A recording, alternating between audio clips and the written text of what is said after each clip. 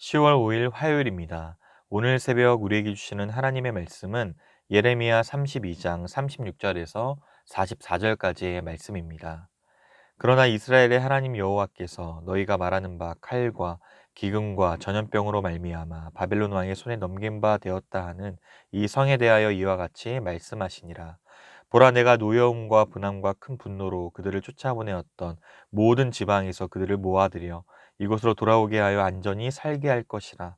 그들은 내 백성이 되겠고 나는 그들의 하나님이 될 것이며, 내가 그들에게 한 마음과 한 길을 주어 자기들과 자기 후손의 복을 위하여 항상 나를 경외하게 하고, 내가 그들에게 복을 주기 위하여 그들을 떠나지 아니하리라 하는 영원한 언약을 그들에게 세우고, 나를 경외함을 그들의 마음에 두어 나를 떠나지 않게 하고, 내가 기쁨으로 그들에게 복을 주되 분명히 나의 마음과 정성을 다하여 그들을 이 땅에 심으리라.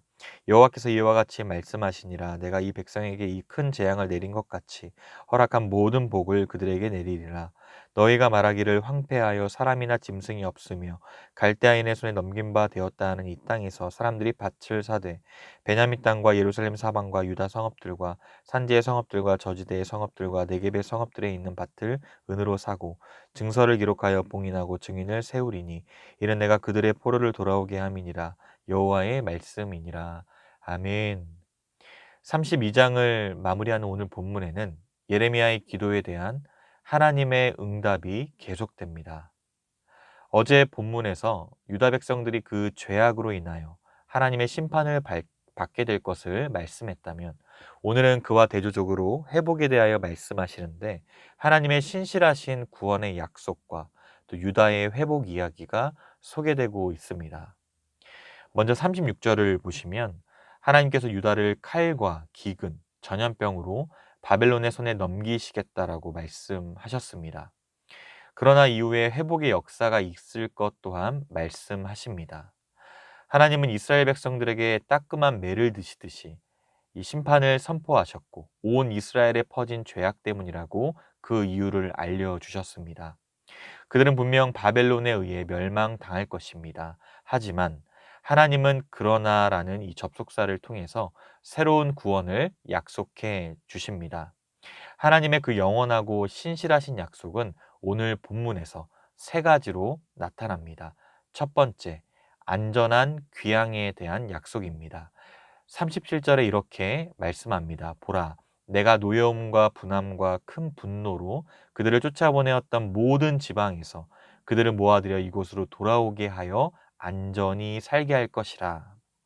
하나님은 구원받을 자격 없는 포로들에게 새로운 언약의 은혜를 베푸십니다. 그들은 안전하게 돌아와 하나님의 백성이 되고 하나님은 그들의 하나님이 되어 살게 하실 것입니다.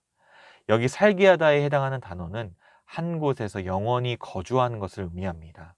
따라서 바벨론 포로 사건은 선민들을 영원히 버리기 위한 것이 아니라 그들의 고질적인 죄악들을 끊어버리고 그들로 하여금 여호와 하나님 앞에 회개하기를 바라시는 의도에서 내리신 영적 회복의 수단인 것입니다.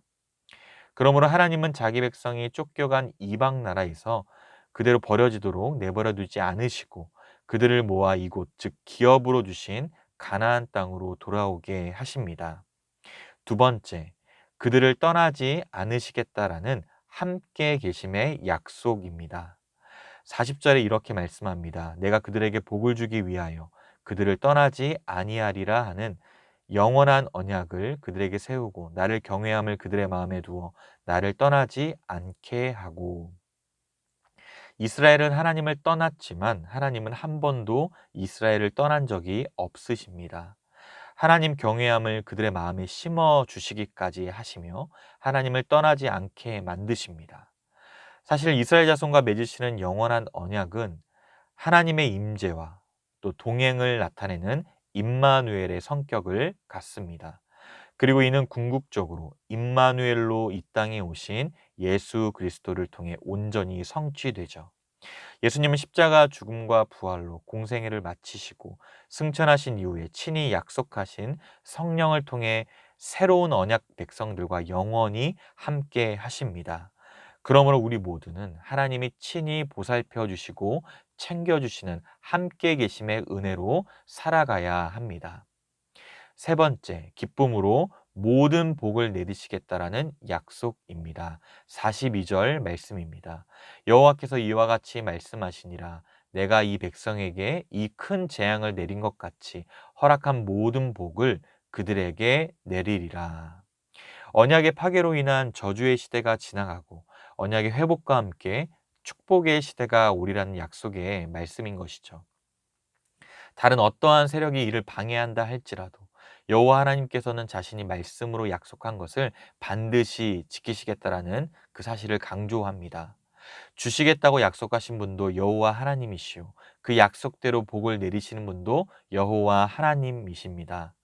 하나님은 포로된 이스라엘 백성들이 다시 안전하게 돌아올 뿐만 아니라 그들에게 복을 내려주시겠다라고 약속하십니다. 그 약속은 어떻게 성취될까요? 이어지는 43절의 말씀처럼 황폐하여 사람이 안 보이고 짐승이 없었던 예루살렘 땅에서 사람들이 밭을 사는 놀라운 일이 일어날 것입니다. 그리고 또 44절에 온 유다 성읍과 산지에서 사람들이 돈을 주고 밭을 사고 계약서를 써서 서명하고 증인을 세우는 일이 일어나게 될 것입니다. 한편 이러한 회복의 말씀을 받아들이는 것은 당시의 이 상황을 고려할 때 매우 쉽지 않았습니다. 바벨론 군대가 예루살렘 성을 완전히 포위하여 그 멸망이 거의 확정된 상황에서 수십 년 후에 있을 회복에 대한 말씀이 전해지고 있기 때문입니다. 그러므로 예레미야 입장에서는 회의적일 수밖에 없었죠. 유다 백성들 대부분도 하나님의 이런 약속을 믿지 못했습니다. 그러나 하나님께서는 예레미야가 하나님의 명령에 따라 조카 하나벨의 이 밭을 산 것이 결코 헛된 일이 아니었음을 직접 증명해 주십니다.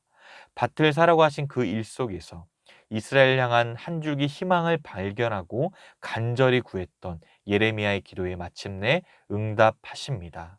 절대적인 절망 속에서 다른 것은 포기할 수 있습니다. 그러나 하나님을 향한 신뢰만큼은 절대 포기할 수 없습니다. 당장 내 눈앞에 보이는 절망적인 상황 속에서 그것은 바뀔 것입니다. 모두 쓸어가 버린 듯한 폐허의 환경은 풍요와 기쁨의 환경으로 변하게 될 것입니다. 죽음의 시간은 생명의 시간으로 변화될 것입니다. 우리를 끝까지 돌보시고 함께 하시는 소망의 하나님이 역사하고 계시기 때문입니다. 요즘 청년들이 취업도 직장도 집도 결혼도 답이 없는 시대를 살아갑니다. 가능성이라는 말이 사치라고 느껴진다라는 말도 나옵니다. 그러다 보니 삶이 방종으로 우울함으로 냉소로 흘러가죠.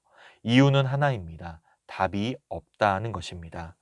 하나님은 우리 모두에게 답이 없는 길을 주실 때가 있습니다.